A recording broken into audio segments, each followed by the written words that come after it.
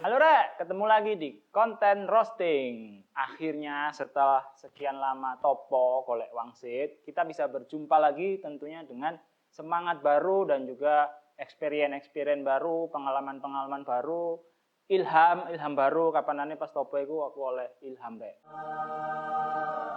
Kita ketemu lagi di sini di konten roasting yang akan bahas tentang roasting dan segala kejelimetannya. Di episode kali ini kita akan bahas sinau bareng tentang jenis-jenis mesin roasting atau alat roasting. Dari yang canggih sampai yang manual. Secanggih apa sih mesin roasting itu? Apa iso canggih full otomatis dipencet ditinggal turu iso mateng dhewe. Nek misale kaya Tesla itu kan awake dhewe gak usah nyetir numpak mobil turu mobilnya mlaku dhewe. Apakah bisa secanggih itu mesin roasting? Ya bisa aja, namanya teknologi kan, kita nggak tahu ke depan kayak apa. Tapi ini aku pribadi sih seneng yang masih terlibat unsur manusianya lah ya. Jadi bisa dipegang-pegang, dibelai-belai, nyampur-nyampur keringet sithik iku tambah sing nggarai sip kopine iku ya iku mau rek. Oke, buat yang pertama nonton atau baru mampir di channel ini, selamat datang di coffeetalk.id bersama saya Mod atau Muhammad Oni Triyono. Oke, langsung aja pertama intro sih ya rek ya. Musik kayak no intro nih kok. Iki ya asline rada grogi. Wis suwe gak ngonten kan. Bolah. Oke, intro kita mulai dulu. Bumper.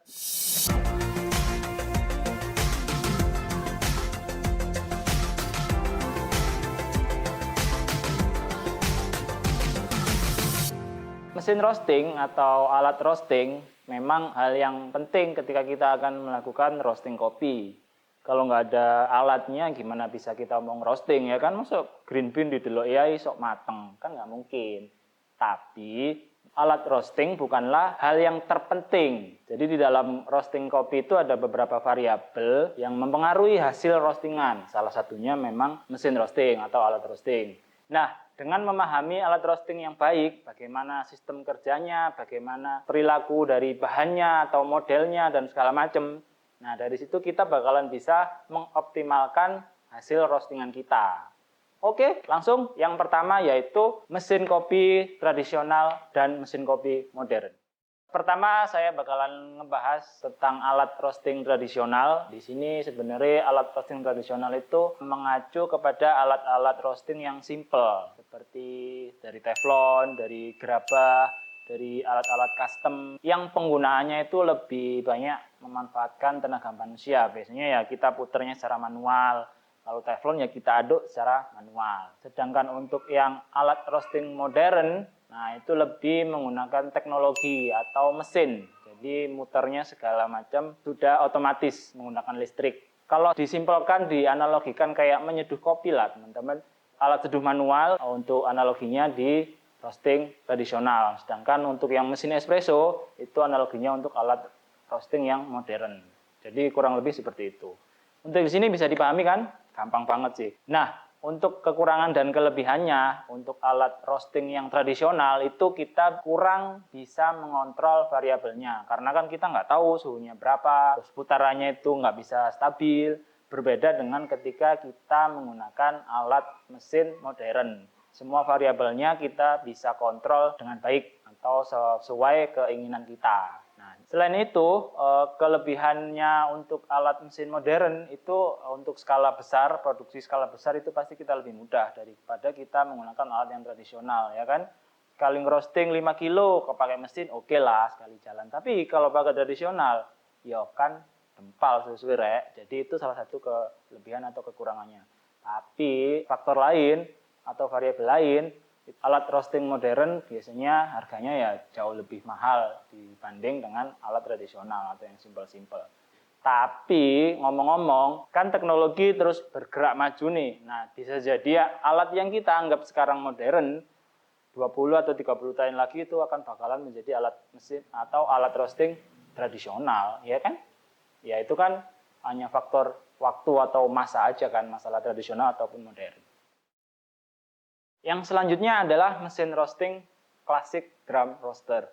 Ciri-ciri mesin dengan jenis ini adalah biasanya dia modelnya tabung ada tabung besar, tempat wadah kopi, yang di dalamnya itu ada sirip-siripnya. Sirip-sirip itu fungsinya untuk mengaduk biji kopi yang ada di dalamnya. Jadi kopi nggak bakal menumpuk di depan atau hanya di belakang. Artinya kopi yang bersentuhan dengan dinding itu ketika berputar dia bakalan lebih acak atau rata. Untuk bahan sendiri biasanya ada 2 bahan yang biasa dipakai. Tentunya semuanya harus food grade. Yang pertama yaitu besi cor. Dan yang kedua adalah stainless steel. Untuk besi cor itu karakternya dia lebih bagus untuk menyimpan panas. Tapi untuk pemanasan sendiri dia juga lebih lama. Artinya dia butuh waktu yang lebih lama untuk mencapai panas tertentu.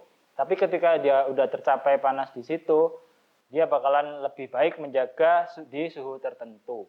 Sedangkan untuk bahan yang stainless steel, nah ini dia itu lebih cepat panas, tapi dia juga kurang baik menyimpan panas.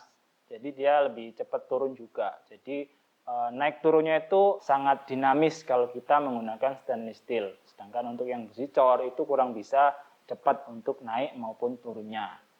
Nah, kalau untuk model sendiri itu ada yang solid, artinya dia tertutup, hanya ada lubang itu untuk airflow-nya atau angin-angin. Di next video kita bakal bahas tentang airflow.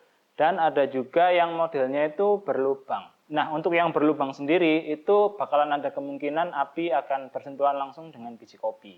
Untuk mesin model ini itu pada umumnya pemanasnya atau kompornya itu tepat di bawah drum. Nah, sehingga model klasik drum ini sangat mungkin atau kemungkinan besar bisa terjadi defect roasting yang biasa disebut surging dikarenakan suhu yang terlalu panas ketika biji kopi bersentuhan dengan dinding dan kondisi drum itu terlalu panas, itu bakal bisa menyebabkan defect roasting. Kemudian untuk menyiasati itu biasanya orang melakukan modifikasi desain, biasanya disebut double wall. Artinya ada 2 dinding yang melindungi kopi. Dinding terluar itu yang bersentuhan langsung dengan api, sedangkan dinding selanjutnya itu tempat wadah kopinya yang ada siripnya. Selanjutnya ada jenis roasting yang biasa disebut indirect drum roaster. Sebenarnya untuk yang tipe ini atau jenis ini hampir sama dengan classic drum roaster. Yang berbeda adalah pemanasnya. Ketika classic drum roaster itu pemanasnya tepat di bawah tabung atau api bersentuhan langsung dengan tabung. Nah, untuk yang jenis indirect drum roaster ini, energi panasnya didapatkan dari ruang pembakaran. Jadi ada ruang pembakaran atau kompornya itu terpisah, yang artinya api tidak bersentuhan langsung dengan drum. Jadi yang dikirim hanya uap panas yang didapatkan dari ruang pembakaran. Nah, untuk yang tipe ini, itu kemungkinan defect yang tadi disebutkan atau sourcing tadi itu lebih rendah karena drum tidak bersentuhan langsung dengan api. Tapi kekurangannya ya kita membutuhkan energi yang lebih besar dibandingkan dengan jenis atau tipe yang klasik drum roaster. Yang selanjutnya ada jenis roasting yang disebut fluid bed roaster. Nah, untuk yang tipe atau jenis ini, kopinya diaduk dan energi pemanasnya berasal dari uap panas yang disemprotkan ke dalam wadah kopi mentah itu tadi.